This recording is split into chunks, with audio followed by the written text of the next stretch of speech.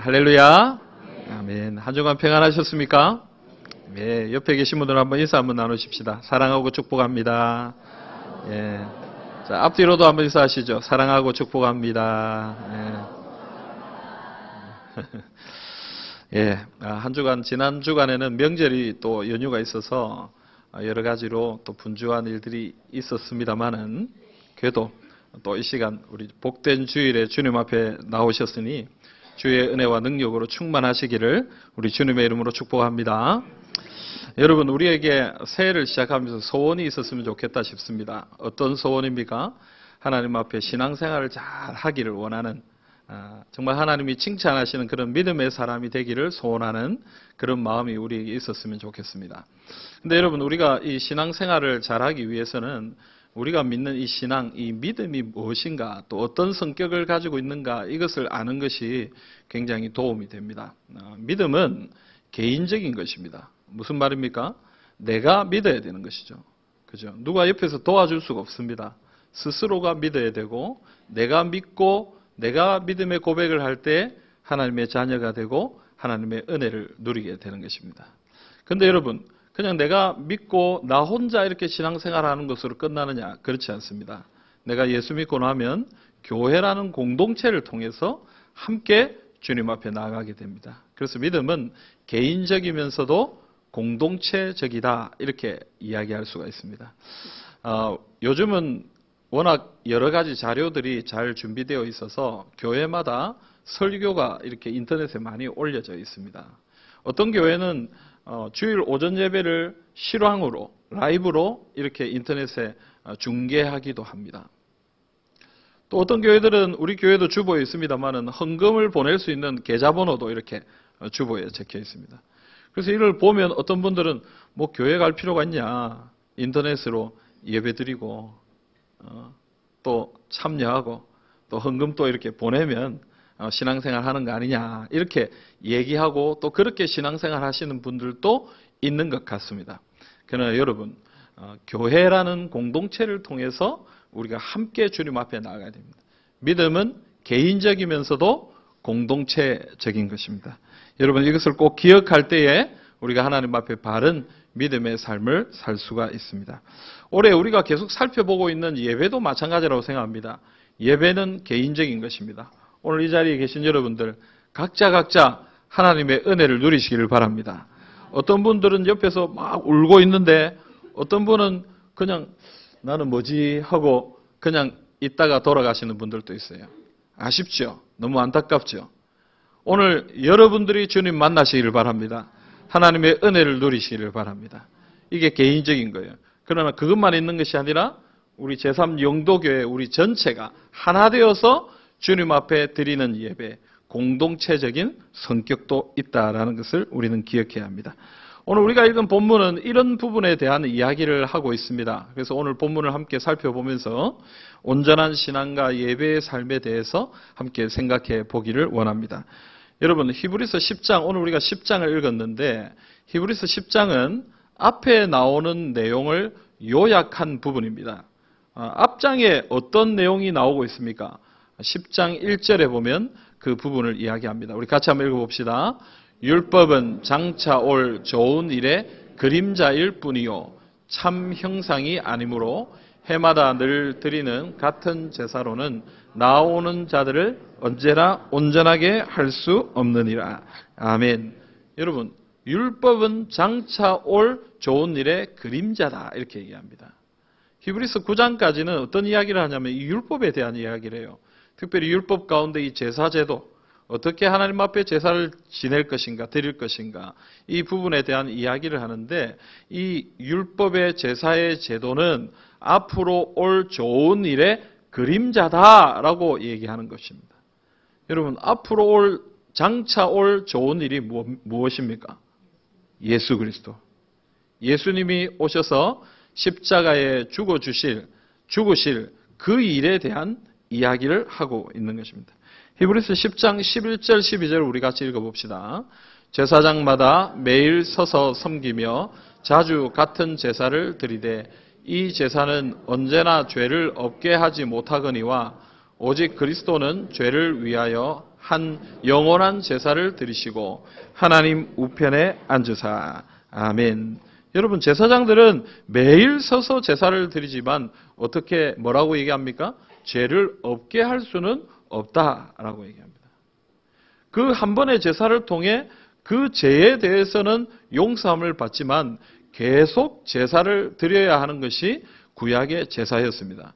그러나 예수 그리스도께서 이 땅에 오셔서 십자가에 죽으심으로 어떤 일이 일어났습니까? 예수님께서 영원한 제사를 드리셨다. 이렇게. 더 이상 제사를 드릴 필요가 없는 예수님의 이 제사로 예수님이 자신을 바치는 이 일을 통하여 영원한 제사가 이루어졌다라고 얘기하는 것입니다. 오늘 우리가 읽은 본문 19절, 20절은 이것에 대해 이렇게 얘기합니다. 같이 한번 읽읍시다. 그러므로 형제들아, 우리가 예수의 피를 힘입어 성소에 들어갈 담력을 얻었나니 그 길은 우리를 위하여 휘장 가운데로 열어놓으신 새로운 살 길이요. 휘장은 곧 그의 육체니라. 아멘. 여러분, 구약시대의 백성들은 성소에 들어갈 수가 없었습니다. 제사장들이 제사를 지냈습니다. 또 특별히 지성소는 아무나 들어갈 수 있는 곳이 아니었습니다. 대제사장만이 1년에 딱 하루 대속죄일 날 하나님 앞에 제사를 드릴 수 있었습니다. 그러나 오늘 말씀 뭐라고 얘기합니까? 예수 그리스도께서 십자가에 죽으심으로 자신의 육신을 찢으심으로 마치 그것처럼 성소의 휘장이 찢어지고 우리가 하나님 앞에 나아갈 수 있는 길이 열렸다라고 얘기하는 것입니다. 구약의 백성들은 하나님 앞에 나아갈 수 없었습니다. 그러나 우리는 하나님 앞에 나아갈 수 있습니다. 왜요? 때문에 그 길을 통하여 우리는 하나님 앞에 나아갈 수 있다는 것입니다. 그래서 오늘 22절은 우리에게 강하게 권면합니다. 우리가 마음의 뿌림을 받아 악한 양심으로부터 벗어나고 몸은 맑은 물로 씻음을 받았으니 참 마음과 온전한 믿음으로 하나님께 나아가자. 여러분, 예수 그리스도께서 우리에게 길을 열어주셨기 때문에 그 길을 따라 누구에게 나아가야 된다고 얘기하는 것입니까? 하나님께 나아가라. 그래서 예배는 누구에게 나아가는 것입니까? 하나님께 나아가는 것입니다. 예수 그리스도를 통하여 예수 그리스도께서 주신 그 담력을 통하여 믿음을 가지고 하나님 앞에 나아가는 시간이 바로 예배의 시간이다. 오늘 여러분 하나님께 나아가시기를 바랍니다. 하나님께 나아가셔서 하나님을 만나시기를 우리 주님의 이름으로 축복합니다. 여러분, 우리 아이들이 좋아하는 유명 그룹들 있잖아요. 아이돌 그룹들. 이런 그룹들은 콘서트를 하면요, 이 표 구하기가 참 어렵습니다. 제가 작년 2019년 기사를 한번 보니까요, 어떤 한 그룹이 팬 미팅을 하게 됐는데 이 팬 미팅을 하는데도 표를 사야 되나 봐요. 표 하나가 99,000원. 비싸지요, 그죠? 근데 우리 아이들 전혀 아까워하지 않습니다. 그런데 이 표가 구하기가 정말 하늘의 별 따기라서 이 안표상들이 극성을 부리는 바람에 얼마까지 올라갔냐는 신문에 나왔어요. 550만 원까지 올라가요. 표 하나. 좀 여러분 이런 놀라니까 제가 기분이 참 좋네요. 좀 반응이 있고 이러니까. 여러분 한번 보세요. 그래서 이 아이돌 그룹의 콘서트에 표를 구하는 게 너무 어려워가지고 이게 피 튀기는 티켓팅이다 이래가지고 신조어로 이 젊은 친구들이 뭐라고 부르냐, 피켓팅이다 이렇게 부르는. 그 표를 구하는 걸 피 튀기는 티켓팅이라 그래가지고 피켓팅, 피켓팅. 그 정도로 어려운 그런 일이 표를 사는 거죠. 근데 여러분, 그 몇만 명이 모이는 콘서트장에 가면 가수 얼굴이나 보이겠습니까? 그렇지 않아요? 물론 이 영상에 크게 얼굴이 뜨겠지만 그 얼굴에는 잘 보이지도 않는 거기에 가려고 그렇게 노력을 한다는 거예요. 그 가수의 음악을 듣기 위해서 그 소리를 한번 들어보기 위해서 그렇게 노력을 하고 그 앞으로 나아간다는 것입니다. 사랑하는 성도 여러분, 오늘 우리는 하나님 앞에 나와 있습니다. 전능하신 하나님, 살아계신 하나님, 그 하나님을 만나러 여기에 나와 있습니다. 오늘 우리는 어떻습니까? 어떤 마음으로 주님 앞에 나아가고 있습니까? 이 땅의 유명 가수를 만나려고 하는 사람들도 그런 열심과 그런 간절한 마음으로 나아가는데 오늘 살아계신 하나님을 만나러 나온 우리는 어떠한지 우리의 모습을 한번 돌아볼 수 있기를 간절히 소망합니다. 예수 그리스도께서 우리에게 주신 이 믿음을 붙들고 하나님께 나아가시기를 바랍니다. 하나님을 간절히 사모하시기를 바랍니다. 그리고 하나님을 만나셔서 주의 은혜와 능력을 누리시는 우리 모든 성도님들이 다 되시기를 간절히 바랍니다. 여러분, 예배는 하나님을 만나는 시간입니다. 아멘입니까? 오늘 이 시간 하나님을 만나는 시간 되기를 간절히 소원합니다. 또한 여러분, 예배는 함께 하나님 앞에 나아가는 시간입니다. 우리가 개인적으로 하나님 앞에 나아가는 시간이지만 또한 교회가 공동체적으로 하나님 앞에 나아가는 시간이다. 이렇게 얘기하는 것입니다. 23절, 24절을 우리 같이 한번 읽어볼까요? 또 약속하신 이는 미쁘시니 우리가 믿는 도리의 소망을 움직이지 말며 굳게 잡고 서로 돌아보아 사랑과 선행을 격려하며. 아멘. 여러분, 오늘 말씀을 보면 서로 돌아보아 이렇게 얘기합니다. 서로라는 말은 뭡니까? 서로는 혼자 있는 것이 아니죠. 서로는 상대가 있는 것입니다. 사람들이 있는 것이죠. 그룹, 공동체를 이야기하는 것입니다. 그래서 교회는 함께 하는 것입니다. 서로 돌아보고 격려하고 서로를 위해 함께하는 그런 공동체가 교회다. 이렇게 얘기하는 것입니다. 오늘 히브리서는 유대인들에게 주어진 편지입니다. 유대인들 가운데 특별히 예수님을 믿은 유대인들입니다. 유대인들은 원래 유대교를 믿는 사람들이죠. 그런데 예수 그리스도를 믿는 사람들이 생기면서 유대주의자들은 이 그리스도인들을 미워했습니다. 싫어했습니다. 그래서 어떻게 했습니까? 그들을 핍박하고 박해했습니다. 그 대표적인 사람이 누굽니까? 우리가 잘 아는 사울, 바울이라고 불리는 그 사람입니다. 그래서 그는 가서 사람들을 잡아다가 핍박하고 심지어 스데반 같은 사람은 돌로 쳐서 죽이기까지 하는 그런 일들을 했습니다. 그런데 여러분, 그런 바울이 예수를 믿었잖아요. 예수를 믿고 나니까 어때요? 유대주의자들 눈에는 바울이 정말 미워 보이는 거예요. 눈에 가시처럼 불편한 존재가 되었습니다. 그래서 바울이 가서 복음을 전하는 데마다 어떤 일들이 일어났습니까? 이 유대주의자들이 바울을 공격하고 비난하고 핍박하고 박해하는 일들이 계속되었습니다. 그래서 오늘 이 히브리서에 있는 이 성도들은 어떤 성도들입니까? 핍박과 박해를 받는 어려움 가운데 있는 성도들입니다. 그런 어려운 가운데 있었던 그들의 형편을 히브리서 10장 32절 33절이 표현하고 있는데 우리 한번 읽어보십시다. 전날에 너희가 빛을 받은 후에 고난의 큰 싸움을 견디어낸 것을 생각하라. 혹은 비방과 환난으로서 사람에게 구경거리가 되고 혹은 이런 형편에 있는 자들과 사귀는 자가 되었으니. 아멘. 여러분, 빛을 받은 후에, 믿음을 가진 후에 어떤 일이 있었다고 얘기합니까? 고난의 큰 싸움이 있었다.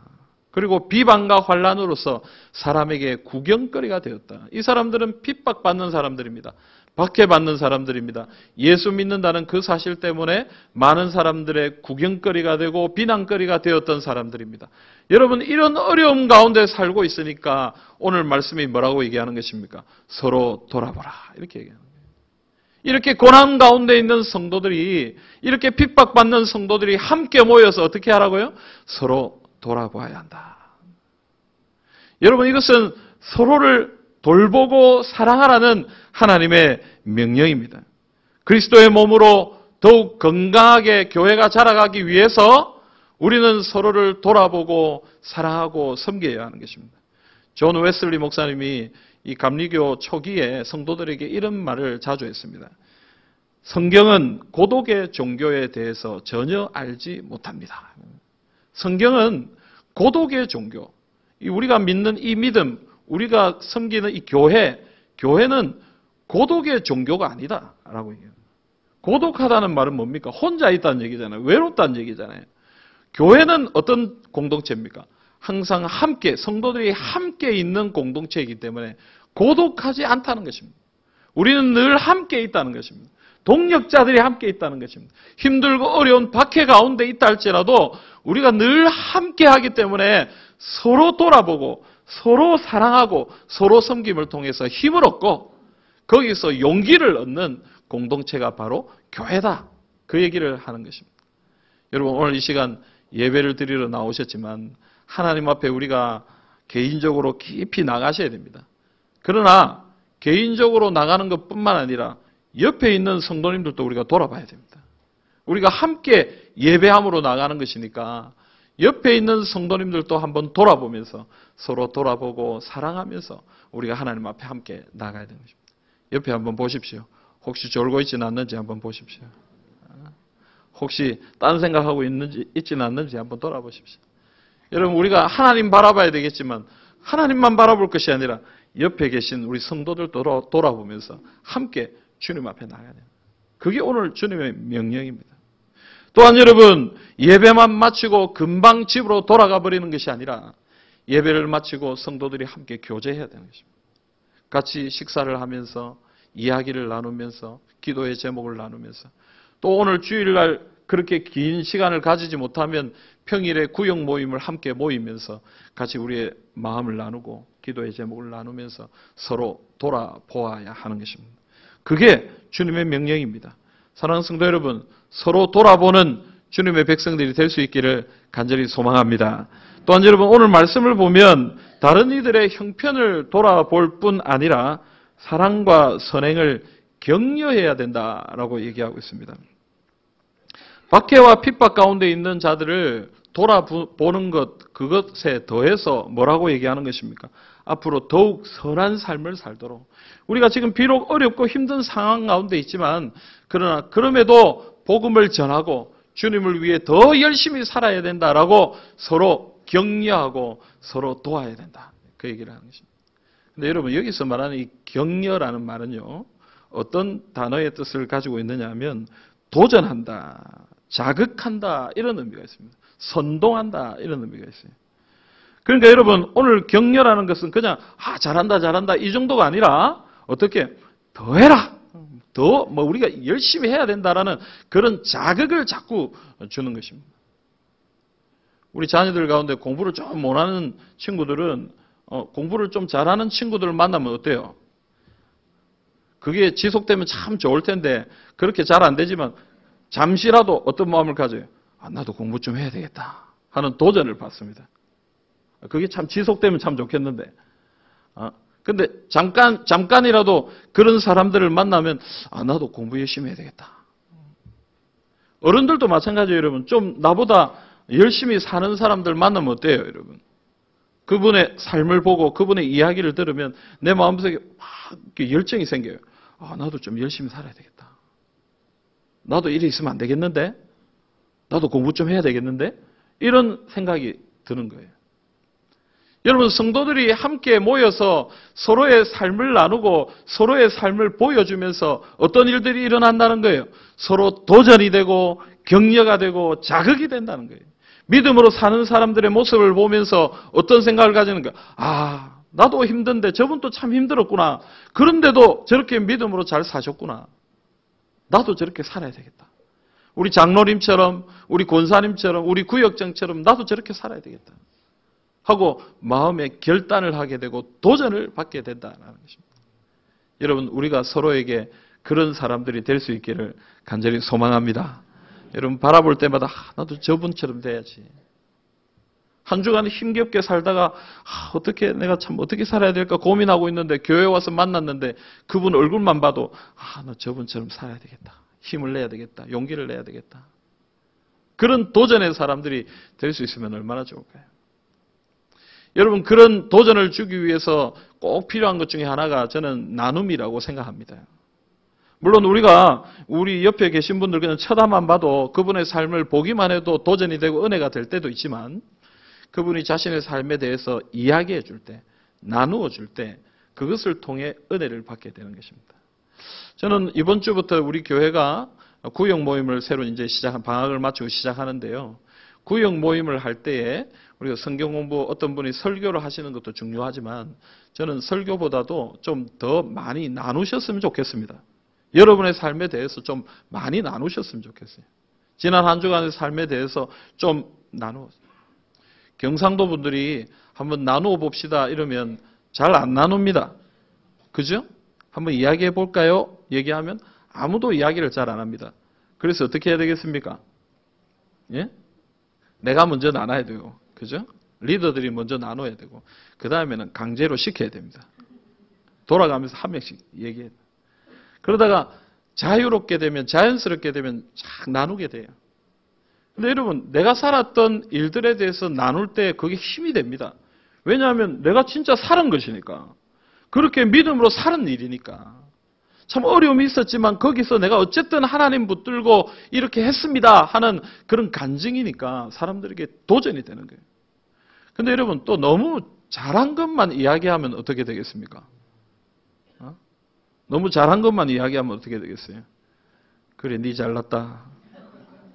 이렇게 될 수도 있어요. 교만하게 될 수도 있고요. 그래서 여러분 우리가 나눌 때는 잘한 것뿐만 아니라 뭐도 나눠야 돼요?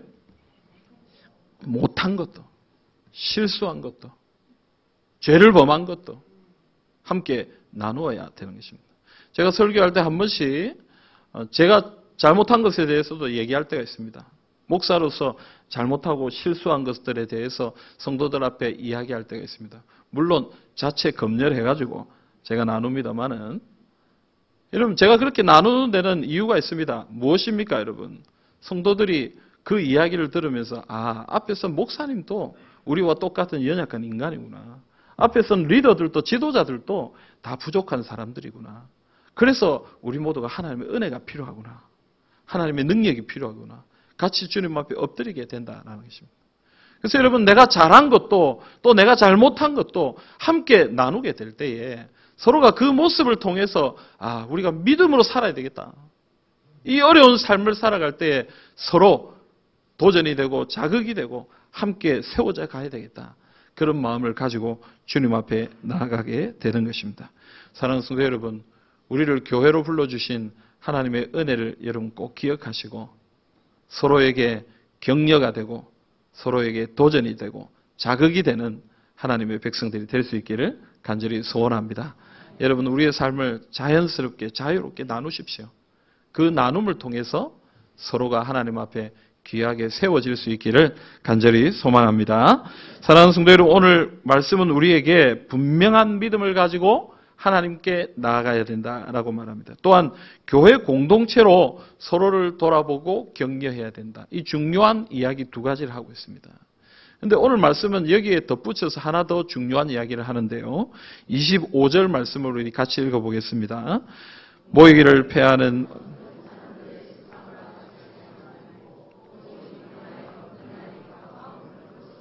더욱 그리하자. 아멘. 여러분 오늘 말씀은 이 모임에 대해서 얘기합니다. 모이는 것. 방금 우리가 믿음으로 하나님 앞에 나아가는 것, 또 서로를 돌아보고 서로를 격려하는 이 모든 것이 어디에서 이루어진다는 것입니까? 우리가 함께 모일 때에 이루어진다는 거예요. 교회는 모여야 됩니다. 모여야 믿음으로 주님 앞에 나아갈 수 있고요. 모여야 서로 돌아보고 서로 사랑하는 일들이 일어날 수 있다는 것입니다. 교회는 모여야 돼요. 교회가 건강하냐, 건강하지 않느냐 여러 척도가 있겠지만 그 중에 하나가 모이느냐, 모이지 않느냐. 성도들이 이 모이는 일에 열심을 내느냐, 모이는 일에 열심을 내지 않느냐. 그것이 교회의 건강성을 가늠하는 척도가 된다는 것입니다. 여러분 모여야 됩니다. 아멘입니까? 주님의 이름 앞에 우리 모두 모여야 됩니다. 모이는 것에 힘쓰시기를 우리 주님의 이름으로 기원합니다. 근데 오늘 말씀해 보면 모이기를 패하는 어떤 사람들의 습관이라고 얘기합니다. 모이기를 패하는 사람들이 있다라는 얘기죠. 그 당시에 모이기를 패하는 사람들이 있었다는 말입니다. 여기서 말하는 모이기를 패하는 사람은 어떤 사람입니까? 여기 패한다라는 말은 버린다 그리고 포기한다라는 의미가 있습니다.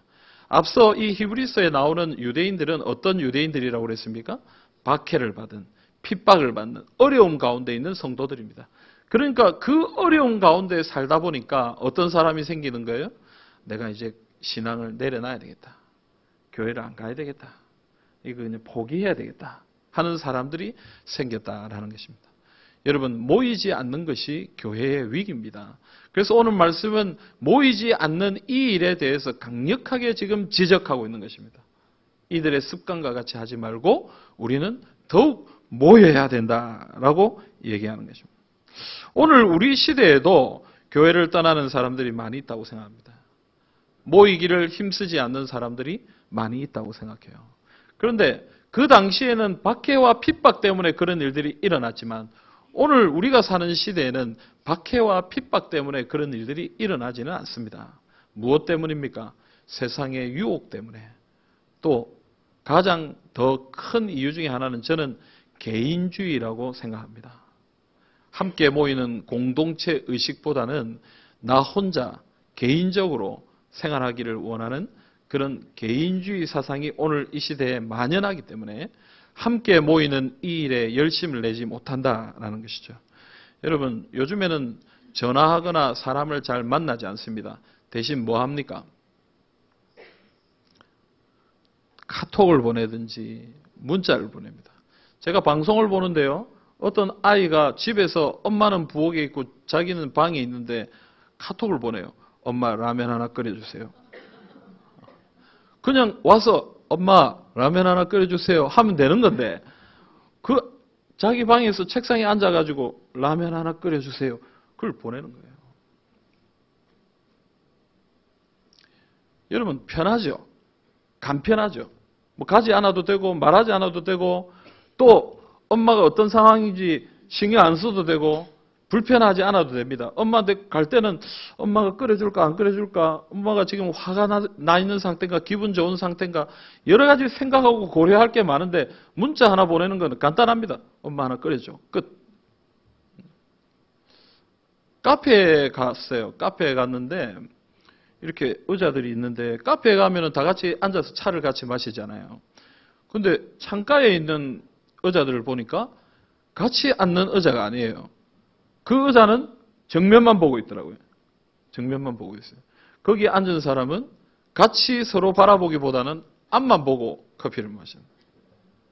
어떤 식당에 갔더니 무슨 독서실처럼 칸막이를 만들어 놨어요. 같이 앉아 먹는 테이블도 있지만 저쪽 한편에는 독서실처럼 이렇게 돼 있는 테이블이 있어요. 이게 뭔가 생각했더니 요즘 말로 혼밥, 혼자 밥 먹는 사람들, 혼자 밥 먹는 사람들 불편하지 말라고. 저는 혼자 밥을 잘 못 먹습니다. 부끄러워서. 저 혼자 식당에 가본 역사가 없습니다. 그러면 만약에 간다면 상상해보면 아찔합니다.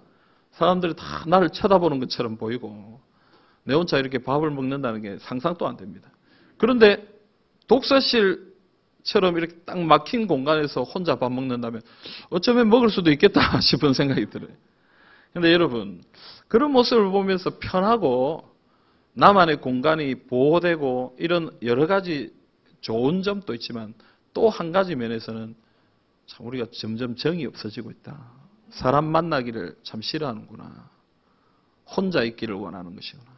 나 혼자만의 시간을 즐기고 싶어하는 그런 개인주의적인 그런 생각들이 점점 많아지고 있구나 하는 그런 생각들을 가져보게 됩니다. 그래서 모이자 얘기하지만 잘 모여지지 않습니다. 주님 앞에 함께 나아갑시다라고 얘기하지만 잘 모이지 않습니다. 가장 기본적인 예배의 시간 겨우 하나님 앞에 드리고 공동체로서 함께 해야 되는 시간에 대해서는 전혀 자신의 시간을 투자하지 않는 성도들이 점점 많아지고 있는 것이 오늘 한국 교회 또 우리 교회의 모습이지 않겠나 이런 생각이 듭니다. 그래서 오늘 주님이 말씀하시는 것입니다. 마지막 날이 다가올수록 어떻게 하라고요? 더욱 모이기에 힘써야 된다.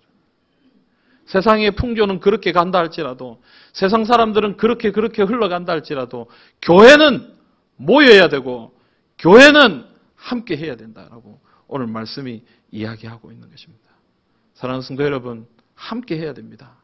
함께 주님 앞에 나가야 됩니다. 함께 돌아보아야 합니다. 함께 격려해야 됩니다. 그게 교회입니다. 우리가 함께 주님 앞에 나아가기를 작정할 수 있기를 간절히 소망합니다. 이스라엘 백성들이 출애굽하고 광야에서 살 때에 이 광야에서 진을 자신의 천막들을 칠 때 우리가 잘 아는 것처럼 동쪽, 서쪽, 북쪽, 남쪽 각 지역마다 지파들을 정해놓고 천막을 쳤습니다. 텐트를 쳤습니다. 그런데 그 가운데는 무엇이었습니까? 하나님의 회막, 성막이 있었습니다. 그래서 하나님을 중심으로 이스라엘 백성들이 모여서 거기에서 함께 있었습니다. 여러분, 성막시대 이후에 성전이 지어지고 난 다음에 어떻게 했습니까? 이스라엘 백성들은 성전을 중심으로 모였습니다. 그 이후의 시대는 어땠습니까? 회당을 중심으로 모였습니다. 그 이후에는 교회를 중심으로 모였습니다. 여러분, 하나님을 중심으로 우리가 모여 주님 앞에 나아갈 때에 하나님이 주시는 은혜와 능력이 우리 가운데 있었던 것입니다. 우리는 이걸 기억해야 됩니다. 하나님 앞에 모여야 됩니다. 모이는 것에 최선을 다해야 됩니다. 세상은 그러하지 않다 할지라도 우리는 하나님과 함께, 성도들과 함께 모이는 일에 전심을 다해야 하는 것입니다. 사랑하는 성도 여러분, 마지막 날이 다가올수록 더욱 열심히 모여 하나님의 은혜를 누리는 우리 모두가 되시기를 주님의 이름으로 기원합니다. 사랑하는 성도 여러분, 우리의 믿음은 개인적인 것과 공동체적인 것을 가지고 있다고 그랬습니다. 예수님을 믿는 믿음으로 하나님 앞에 나가야 됩니다. 또한 함께 모여 서로 돌아보고 격려해야 되겠습니다. 개인주의와 세상의 유혹을 떨쳐버리고 마지막 날이 다가올수록 더욱 열심히 모이기를 애쓰고 노력해야 되겠습니다. 오늘 우리에게 주신 이 말씀 여러분 꼭 기억하시고 믿음 안에서 함께 모여 하나님을 예배함으로 더욱 아름다운 은혜와 능력을 누리시는 우리 모든 성도님들 또 우리 교회가 되시기를 주님의 이름으로 기원합니다. 아멘.